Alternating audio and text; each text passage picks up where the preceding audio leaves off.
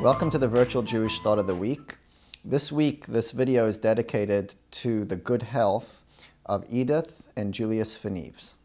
The goal of these few minutes is for you, wherever you are, in your home, in your office, in front of your computer, to have easy access to some idea from the weekly Torah portion or upcoming festival that you can think about, put in your pocket, and take out at a later time. The theme of this week is freedom. Why are we talking about freedom? Because the upcoming festival of Passover, Pesach, is approaching, and there's a certain way of viewing time, of viewing the Jewish festivals. One way is to say, okay, I better look at my calendar and get everything ready and make sure that I know who's coming for dinner and make sure I don't have any conflicting events. There's a deeper approach to viewing time, and that is to see every single holiday as an opportune time, a time that will never come again in the entire year, and we have to figure out what are we supposed to gain from this festival that if we don't take advantage of, it's going to pass. Now that's based on a central view, perspective, that we hear this saying all the time, time is money. What does that mean? It means I'm very concerned that if I don't utilize the time, then I'm going to lose my money. But the sages say it from a different angle. They say really people worry a lot about material matters, and they don't worry so much about time. But really it should be the opposite, because money is retrievable, time is not. So the goal now is to present an idea about Pesach that when you're sitting at the Seder with friends and family, you can have something different this year to think about. Now, as mentioned, the theme of the holiday is freedom. What that means is there's something to gain, some idea of freedom, that theme that we can take from Pesach that maybe we're not going to be able to take the rest of the year. So if you open up the Haggadah, the book, which we're sitting around, we're eating matzah, all the symbolism, there's a big emphasis on freedom. We used to be slaves, and now we are free. Most people think that that means that, oh, I'm comfortable. Look, I'm in America. There's no pogroms. I have a better life than my grandparents, and we live in a free country. So what we're really celebrating on Pesach is this idea of freedom. But the real question is, when you look back through the generations, this is something that Jews for thousands of years have said in the worst situations, in concentration camps, in the Spanish Inquisition, in secret. They sat around in terrible times, they read the Haggadah, and they said, we used to be slaves, and now we are free. But what type of freedom were they experiencing? And that leads us to sort of redefine or re-examine this idea of what is the freedom that's associated with Pesach. So there is a base freedom that's a freedom from persecution.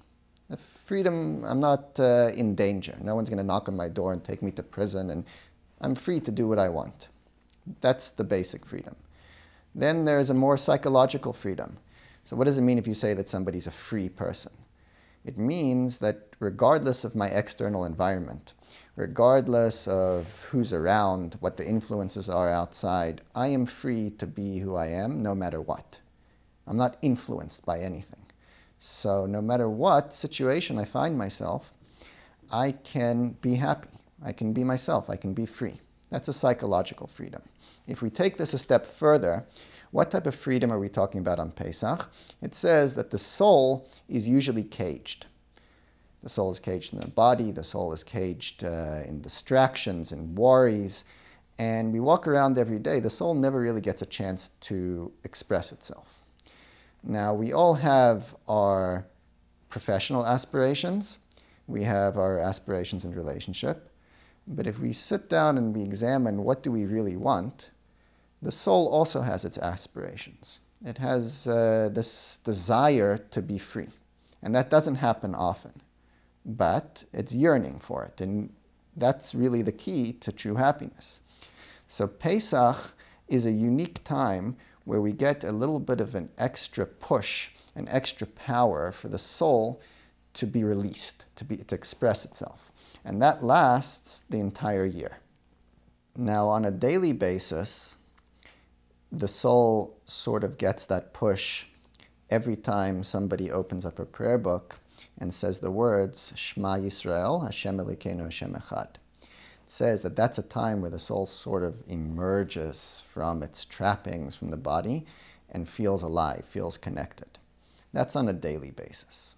And why that is, that's a different discussion.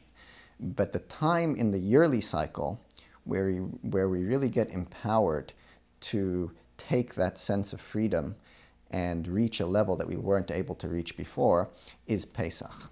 And that goes hand in hand with the idea of eating matzah. The simple reason why we eat matzah is to remind us that we used to be slaves. The deeper idea of eating matzah, it says, is that matzah is the bread of faith. And that mystically, by putting that matzah in our mouth, what we're doing is we're actually strengthening our faith. So what we have here is the idea of faith and the idea of freedom, which are connected. And that is the theme. That's what we can sort of cash in on and draw from in the festival of Pesach.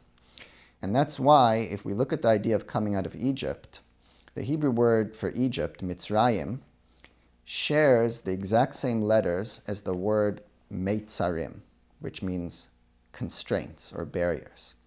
Why? Because the process of reliving the Exodus from Egypt is our chance to overcome all those internal barriers and restraints of our soul.